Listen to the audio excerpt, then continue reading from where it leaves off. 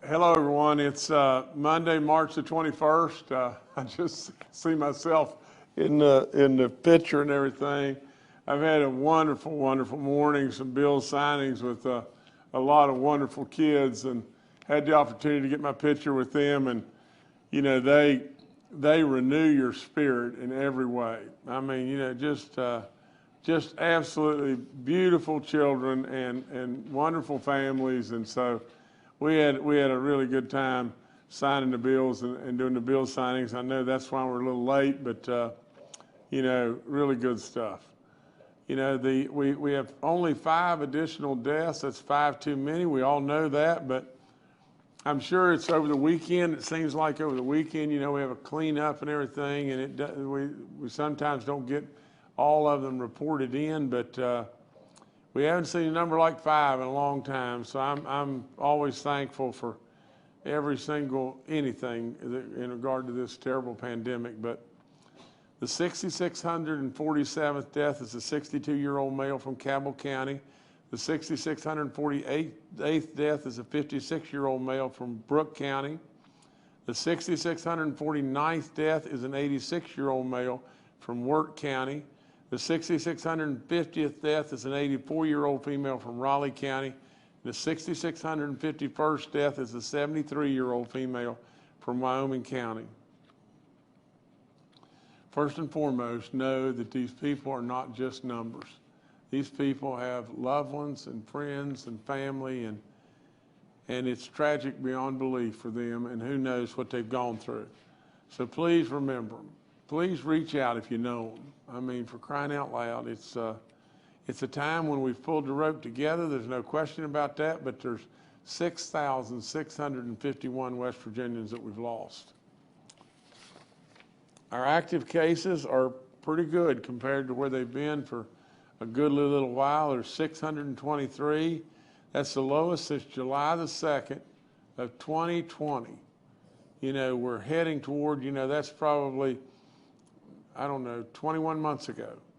And so we have 333 new positive cases. Our daily positivity rate is at 2.66. We continue to come down really slowly on our cumulative rate at 8.29. We have 198 people that are hospitalized right now, 64 in the ICU units and 34 on ventilators. Our map is solid green except 2 counties that are yellow. The rental assistance program, you know, there's Erica Balgus that's going to come on, I think, and talk to us some more about that. And she's joining us now. And there's going to be another program right on the horizon for people that were homeowners, you know, and below a economic line, you know, that there's homeowners, and we'll get into that and everything, you know, but there's dollars on the way from the rescue program that if you were a homeowner that you're able to qualify for. But Erica Balgus is going to talk to us. You know, she is the director of the West Virginia Housing Development Fund, and she's going to talk to us in just a second here. But again, I remind people over and over and over about the rental assistance program is not only for renters, but it is also for landlords. But Erica, maybe you could come on now and talk to us. Thank you, Governor, for announcing this new program. So the rental program that the governor has been talking about the past few weeks is still up and running, and that's assistance, like the governor said, that helps both our renters and the landlords get caught up where they were behind on the pandemic. And what we have new to introduce today is we have a similar program for West Virginia homeowners, known as the West Virginia Homeowner Rescue Program. And this program is designed to help homeowners that have fallen behind because of the pandemic. The program can provide assistance for past due mortgage payments up to $15,000, past due utilities up to $2,500, past due insurance, property tax payments, and other housing costs up to $5,000, $300 in internet assistance, and $500 of assistance on certain down payment loans. To be eligible for this program, your income cannot exceed 150% of the area median income for the county where you reside. Your primary residence must be in West Virginia, And this can be a single family home, a condo, a townhouse, mobile homes, or duplexes. There must be a related COVID hardship, such as a decrease in your income or an increase in expenses may be related to the pandemic. And it's important to note that this program is not just for people that have a mortgage loan on their home, but someone that owns their home outright that might have fallen behind on property taxes, for example, can also get some benefit from this program. We're going to be starting accepting applications a week from today on March 28th, and you'll be able to apply using your computer, a tablet, smartphone, or request a paper application. If you have internet or technology issues, we can help you with a paper application. And I just want to encourage everybody that's a homeowner in West Virginia that maybe has fallen behind, please visit our website. There's much more information there about what's covered, what's eligible, and how the program is going to operate, and also a list of the documents that you'll need to provide when you fill out your application. So again, this is very similar to the rental program, but for homeowners. Okay, Erica, listen, thank you so much again, and we'll continue to try to pump out the information, but you know, what we really need more than anything right now is we need our media, the people that have joined us and everything, to amp this up and get the news out to everybody. We'll be pushing the news out in the governor's office, and I'm sure Eric will be pushing it out in her office and everything, but this is major, major dollars that can flow into West Virginia. The multiplier effect of those dollars is enormous. And absolutely, we want any federal dollars that are available to the state. We want to try to capitalize on that in any way we can. So nevertheless, if you're a homeowner now, you've got to pay real attention to this, because especially if you're hurting in any way, you know, maybe we can really come, you know, running to the rescue and help you. But not only that, this is really a major stimulus for our economy in West Virginia. And I know our economy is already doing great, great, great stuff, but let's just make it do better. I mean, that's all there is to it. Another announcement that I have today is a new free online tool to help people learn when they may be due for their COVID shots. And Dr. Marsh is going to explain this to us. It is a vaccination due date calculator, and maybe that could help some people to be sure that they're getting their booster shots or their follow-up vaccinations, you know, if they've only had one vaccination of Pfizer or Moderna. But nevertheless, you know, I want to thank all those that are at WVU. There's Dr. Julia Frostino and everything, and she is the director of West Virginia's Public Interest Communication Research Lab. And Stephen Lowe, also a WVU student. You know, I want to thank them both for their efforts in creating this calculator. It's really great work, you know, that's coming from West Virginia University, and we thank them in every way. But Dr. Marsh, if you're on, maybe you want to tell us a little bit more about this. Sure will, Governor, and thank you so much. So, Jordan, if you could pull that up, the slides, that'd be great. So, as the governor said, some folks at West Virginia University and the Joint Interagency Task Force, including our leadership group, thought it was really important to give all West Virginians a very novel tool, a tool that doesn't exist anywhere else, which is the COVID-19 vaccination due date calculator. And as we know, a lot of times things change at the Centers for Disease Control. So this tool is really made to help each person in West Virginia determine when it's time for them to get another vaccine. So if you basically then go on your web browser to vaccinate.wva.gov, then this tool sits right below the different graphics there on top. And it's a calculator, and then at the bottom right-hand side of that box is a button that says next. So this is the sign-on page. So what you want to do is you want to make sure that you have your vaccine card with you, if you would. And so then This is the page that you get next after you hit the next button on the front landing page. Just go back one slide, Jordan, please. Great. And then, so this actually gives you the disclaimer, which basically says that we're going to go through, we're going to ask for your birth date, we're going to ask for some information, but it's really important to note that this information is not shared with anybody. Nobody else can see this. This is just for you, or if you're helping somebody else, for the person you're helping determine whether or not it's time for them to get another vaccine or another booster, and when that should be. So if you go through that two screens and hit next, go to the next slide, then what the tool asks you to do is put in your birth date. And the reason why is because we know that only West Virginians and Americans over 5-year-old are eligible for a vaccine, and over 12 years old are eligible for a booster. So you put in your vaccine, you put in your birth date, and then you hit next. And then what the tool will ask you for is how many doses of the vaccine have you received? And if you don't remember, you can put unsure, but that's the reason why having your vaccine card will be helpful, because it will allow you to put the number of doses that you've had, and then you put the number of doses you've had, you hit next. And then it asks you, what was the dose of your first vaccine? So if you've mixed vaccines, it's the first dose. In this case, we answered Pfizer, and we hit next. And then you go through a page to ask if you are immunocompromised.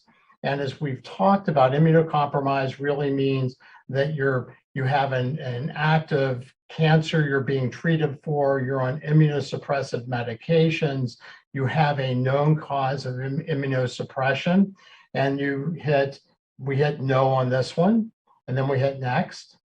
And then, so it will ask you then, when was your last dose of vaccine? And this is one that you want your card and you put in your last dose of the vaccine, and it has a calendar function here. And once you do that, you hit the next button. And then it will give you two different options. One will give you this highlighted area. If you're due for a vaccine, you can then click right on there and schedule the vaccine to be gotten. And if you're not quite due yet, or if you're not quite ready to schedule, this tells you when you're eligible for the next vaccine, and you can hit that calendar button, and then you can schedule into your calendar a reminder on that date to go get your vaccine. And this is really the tool. The tool is made to help you know when it's time for you to get your next dose or a booster dose of vaccine, or if you're immunocompromised, perhaps the 4th dose of vaccine. And again, this is a unique tool. Nobody else has this in the country. There's no information that's shared, so nobody sees that information. It's just available to you so that you can work that through. And then it gives you the opportunity to both identify when you're due for your next vaccine and to schedule it right off of the tool, or to set a reminder on your calendar so that you make sure that you get the dose of vaccine. And I'm going to make some comments here in a bit that will reinforce, I think, why it's so important that we have everybody keep up with the most recent vaccine that they should get, particularly our older population, our population over 50, over 60, over 70, because of some things that we're seeing in Europe. So Governor, I'll throw it back to you, but we do appreciate the work of Dr. Faustino and her team in putting this calculator together. And this is a wonderful tool for all West Virginians to make sure we're protecting people's health and saving as many lives as we can. Okay, thanks, Dr. Marsh, and thanks to all those at WVU. I mean, it's always amazing, you know, the great work that they do. It's phenomenal. I mean, if you really just step back and think about it, you know, again, to lead the nation with a tool that nobody else really has, I mean, it's really neat stuff. And on top of all that, it's, you know, who would have ever really thunk it? You know, probably whether it be 10 years or 20 years ago, whomever, that West Virginia University, their medical center in every way, is leading the way across this nation and growing ever more and more popular and everything. It's an amazing story. So congratulations to all of you, and please take advantage, West Virginia. I mean, you know, here we have our great university at WVU stepping up, and they're giving us an opportunity to take advantage, and so do that. I'm not going to dwell on this too long, but the booster shots, you know, are really, really, really important, incredibly important. The numbers still continue to slowly move up, you know, and all that's good.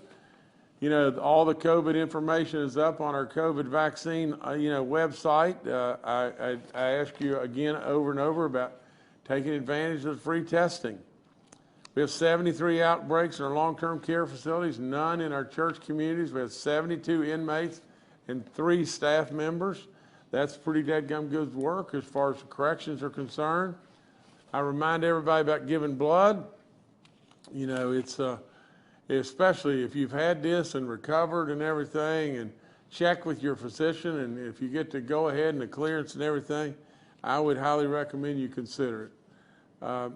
From the standpoint of our at-home tests, the Biden administration is offering 4 free at-home tests and everything, and you can get those by going to our COVID test.gov lines, and the free N95 masks are at the pharmacies and the health centers.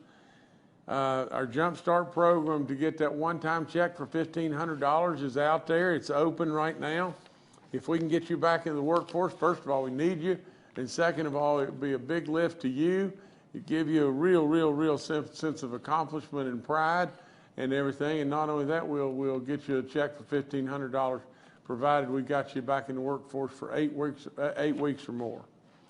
And the only other thing I have is you know, my office here is crazy about the NCAA, and they have their brackets, and they all filled them out. And I think, you know, there's some additional people that joined in.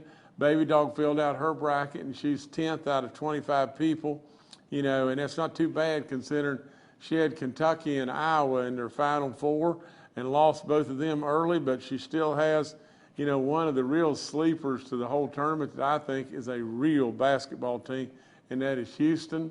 But if by chance Gonzaga and Houston would get to the finals, Baby Dog would wrap this thing up and win going away. And not only that, but she'd probably have one of the top brackets in the country. But nevertheless, you know, so if you're rooting for somebody right now, Baby Dog needs you to root for Houston and Gonzaga. That's all I got right now. All right, thanks, Governor. We'll go back to Dr. Clay Marsh now, our coronavirus czar. Thank you again. And just to touch on a few issues that we're seeing in Europe and around the world.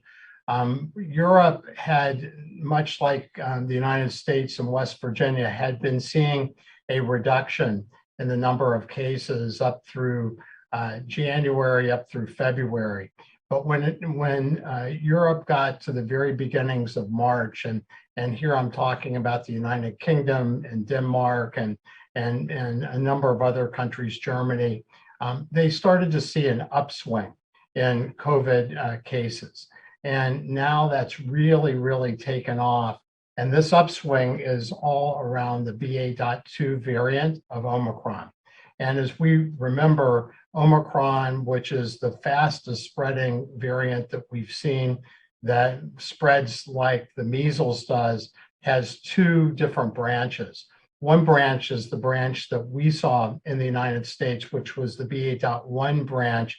And that's what had all of the incredible spread that we saw earlier in the past few months or around the winter. And now that we're seeing a decrement, as the governor said, we're under 200 hospitalizations, our cases are going down. This is just what happened in Europe. But now Europe is starting to take off again with the second variant, the second branch of that tree, the BA.2 variant. And in the United Kingdom, over the last 2 weeks, 2.5 weeks, they've seen a huge increase in the number of people infected. About 1 out of every 30 people in the United Kingdom have been infected in the last few weeks, and about 1 in every 20 people who are over 70 years old. So Europe now, United Kingdom is starting to give the next boost, a 4th shot, to people that were, or older, over 70 years old, in extended care facilities, but not immunocompromised based on the routine CDC criteria that we talked about just a few minutes ago. And in the United States, over the last 3 weeks, we have seen the BA.2 variant double every week. And this last week, it was responsible for about 25% of the cases. Here in West Virginia, we have many, many fewer cases, but that's what we've talked about before. As Europe goes, and Israel just passed over 1.0 on their RT value, and they're starting to see more cases now. So we know the United States will follow most likely, and then West Virginia follows a few weeks behind the United States. But this is really not to try to scare people, but to give people a heads up. We have a very good opportunity right now for us to really focus on immunizing all of our over 50-year-old West Virginians and boosting all those folks as well. And we know with the Omicron variant, the booster shots are really, really important. And we still have around 50% or so of our vaccine eligible people getting boosters. And so we really want that to go up, and about 60% or so of our over 65-year-old population eligible for boosters have been boosted. And we know with the Omicron variant, particularly the BA.2 variant, the one that they're seeing spread in Europe, is more infectious than the BA.1 variant, the one we just got finished with in the US and in West Virginia. So we know that we have a group of people susceptible to that, and we worry that those people, particularly our older people, if they're not appropriately boosted and vaccinated, we could get into some real hot water again. So it's really important. Use the new vaccine calculator to determine when you should be getting your next dose of the vaccine. And please go ahead and do this, looking forward to the potential that we might see another upswing in the number of cases. How bad that's going to be, how many cases, how many hospitalizations, really is going to be directly related to how well we are vaccinated and boosted. Thank you. All right, thank you, Dr. Marsh. Retired Major General Jim Hoyer, Dr. Ayn Amjad, Secretary Bill Crouch, and of course Erica Bogus are also joining us today and are available for questions. We'll now go to questions from members of the media. The first today from Steve Adams with Ogden Newspapers. Yeah, Steve Adams, Ogden Newspapers. This is probably more of a question for Dr. Marsh. I know you're saying you're not trying to scare everybody. You're trying to give everybody a heads up of what may be coming. But I did think we were trying to get away a little bit from case counts as far as using that as a tactic to kind of push people to get vaccinated. I mean, vaccinations have been largely at a crawl in the state for months. So I don't know that popping on the briefing and throwing out those numbers is much of a scare tactic, even if that's not really the intent anyway. So what is the plan going into this? Because if we know it's more contagious, even if it's perhaps not as deadly or less deadly than the current previous Omicron, what are we doing now to prepare for what we know could be a run on hospitals again by unvaccinated people who get infected with this or potential breakthrough cases? Thank you.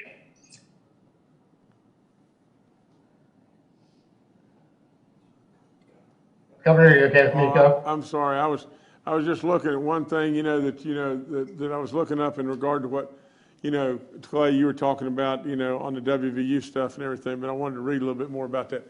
Anyway, nevertheless, I guess, Dr. Marsh, you're going to end this up. Are you going to end up the question, please? Sure, I'm happy to. I think that's a really good point about the cases, and certainly as we look around the world, then counting cases has has, started to fall out of favor related to other countries, and the CDC has really indicated the same thing. The concern that we have, Stephen, right now is that at least in the United Kingdom, the number of hospitalizations have picked way up as well. Now, the death rate hasn't, but we know the death rate is a lagging indicator. And given the number of unvaccinated and elder population members that we have here, we very much, in the same spirit that we've put out this new vaccine calculator so that people can see exactly if they are due for another vaccine, how they can get it, and when they should get it, because we are worried about the still two main components of the mission the governor gave our leadership group, which is to save lives and to try to protect hospitals, reduce hospitalization. And for those two reasons, we feel like it's warranted to at least give people the view of what's going on in Europe.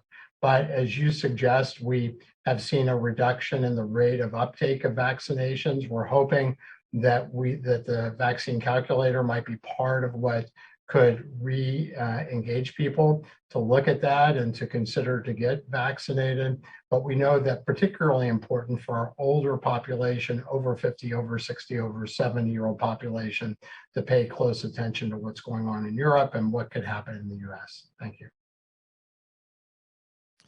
All right, thank you, Steve. Next, we'll go to Mark Curtis with Nexstar Media. Good morning, everyone. It's been a while. This might be a somewhat COVID-related question, but it's the larger issue about the nursing shortage in our state and elsewhere. Governor, last week you gave out, your office gave out a whole bunch of grants, W.Va, $2 million, West Virginia State, $1 million, University of Charleston and West Liberty got just shy of $1 million each under the Nursing Workforce Expansion Program.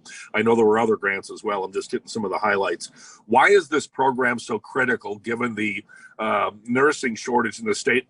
And I'd like Dr. Marsh or Dr. Amjad to weigh in from a medical standpoint too, and in terms of how much COVID has driven the shortage. I know we had the shortage of nurses well before COVID, but give us, kind of paint the picture here of how serious the problem is and how much this program is going to go to solve the problem. Well, Mark, I guess we'll see, at the end of the day, how far it goes in solving the problem, but there's no question that we've got to be able to recruit, and then we've got to retain, don't we? I mean, when it just boils right down to it.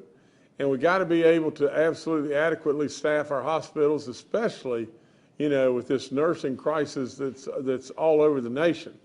This is not only that, but in addition to that, this is a way to absolutely amp up our colleges and universities within the state and do things that absolutely will return real dollars in a historic investment to the state. And in making this historic investment in nursing, the nursing workforce is real. And so there's just so many opportunities that are available to us right now, and making a similar investment, that we're trying to make, a similar investment also with our EMS services and everything. And so with all that being said, Mark, I'll let Dr. Marsh, or maybe Dr. Amjad clean up the medical side of it. But really and truly, we have a critical need in the state of West Virginia. So if you've got a critical need to recruit and retain, and absolutely, and I'll just make it as simple as mud. That's what I always do. You got a critical need to recruit and retain. There's no question about that. But in addition to that, if you can spin this thing around to where it is an economic driver for West Virginia at the same time, it's a win-win. And so that's to me is the whole program. But Dr. Marsh, maybe you guys could take over from there. Do you want to start? Sure, Clay. Thanks, Governor. Mark, the only thing I'll add to that is that, nurses are definitely a critical need to the hospital. They're there 24 hours a day. And without them, the hospitals really couldn't run. So definitely investing in getting more nurses into West Virginia with education, recruitment, and retention, as the governor stated, has always been a need. So anything we can do to invest in more nurses in West Virginia is definitely a need prior to COVID, as you mentioned. But anything else Clay wants to add to that? The only other thing I would say is the governor said this is really an investment in the state. Having a supply chain, as we have seen with COVID, being internally dependent on our own resource generation, including skilled workforce, is really important. And we know that nurses are in shortage in every state, as well as in West Virginia. So this gives us a wonderful opportunity to invest in people and to create the skilled workforce that we'll need not only for today, but for the future.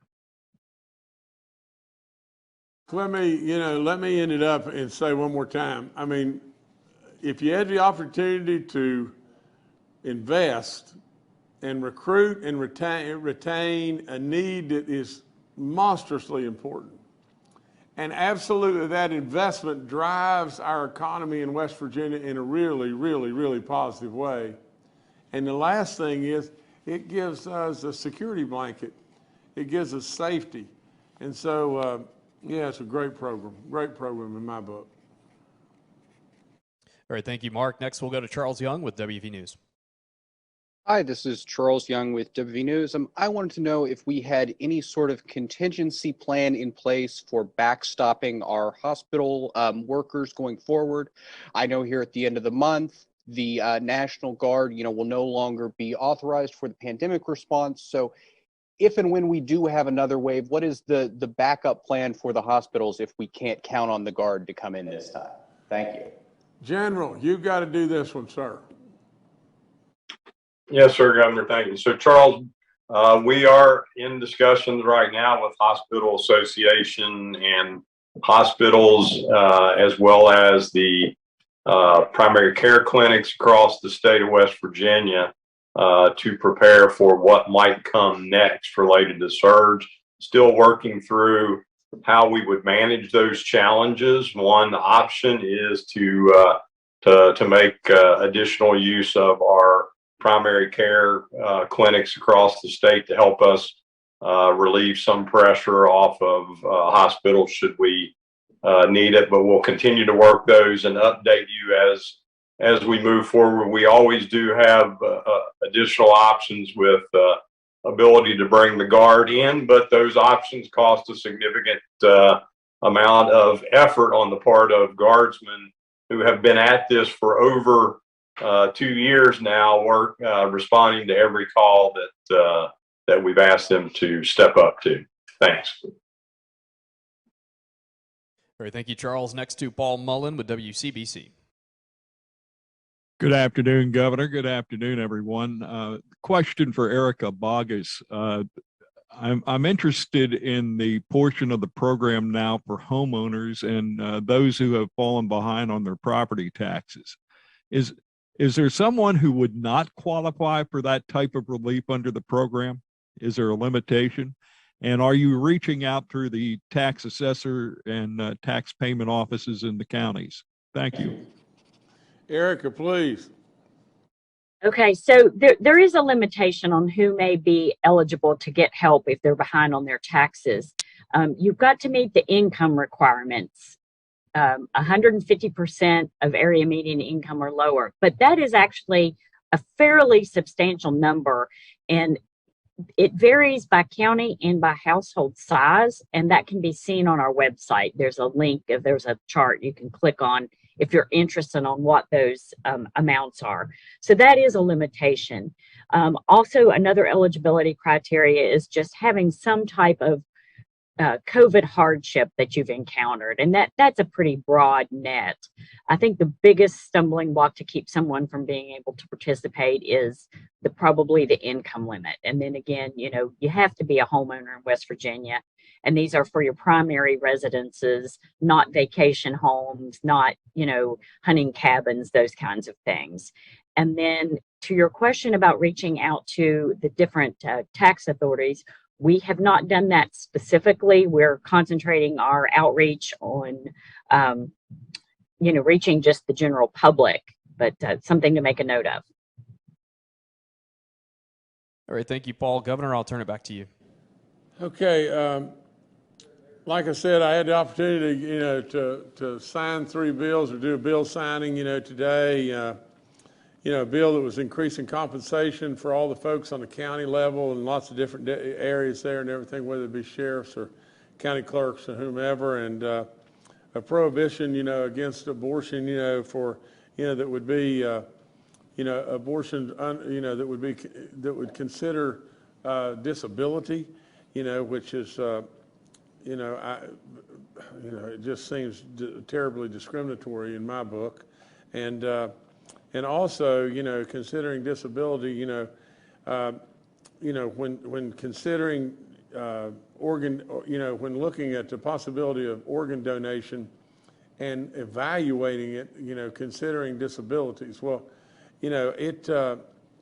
all these things just make us better and make us stronger in our state and make us more proud. And so if you could have been out there with all those kids, there was some kids out there, no question, that were struggling with different things. And, but those kids were so happy and such wonderful, wonderful gifts to all of us. So, so I'm really proud to do it, and get, it's a great honor to be able to sign those into law and do that ceremonial signing. But at the same time, I congratulate the legislature for a lot of really good work. And so, doing good stuff, and that's what we want to continue to be able to do here. The only other thing that I wrote down, and I've just made a little special note on this, and again, I am very plain spoken, and I can make it real easy. This new homeowners program is an absolute potential windfall to West Virginia. This is money coming from the federal government. This is just like, stuff falling from the sky. I mean, that's all there is to it. You're going to have a hard time not being able to qualify for this, really and truly. Now, if you've got an income that's greater than 150% of the median income of the area that you're in, one thing. But for crying out loud, the area in itself is being substantiated by people with an income that matches the area. But the government is giving you 50% even greater, 150% of what is average. And so there's going to be a boatload of people that are eligible, and you're eligible for all kinds of different, funding, whether it be, taxes or whatever you're behind on and everything, your utilities, different things, your payments, your mortgage payments, whatever. But this absolutely, if we get the word out and get the word out correctly and everything, this will even drive us even more, because every one of those dollars is a multiplier dollar, and whether it be 10 times, 14 times, whatever, you remember all the time, I'm the business guy, I'm the math guy, and I can do this right real fast and everything. And with all that, really and truly, it is an absolute potential windfall for West Virginia. We want to take advantage, we want to move forward, and so we just got to get the word out. So nevertheless, that's all I have, other than the fact that I wish to goodness that you could have been there with me with those kids. Of course, everybody knows that I love all the kids, and they renew all of my strength. And but they were just absolutely wonderful. Great stuff. I go back over and over and over, and I would say, I don't want to bore you, but I want to tell you just this. Rodney Weichel was the athletic director at Greenbrier East High School when they hired me first time, when they hired me originally, which was 21 years ago, as their girls basketball coach. Then I became the girls and the boys basketball coach. Now I'm still doing the girls. And I do that because I love the kids. I don't go anywhere. I don't go on vacations and stuff. I stay here. And that's exactly what I want to do. But Rodney Weichel said something I'll never forget. He said, kids know if you like them. Just think about that.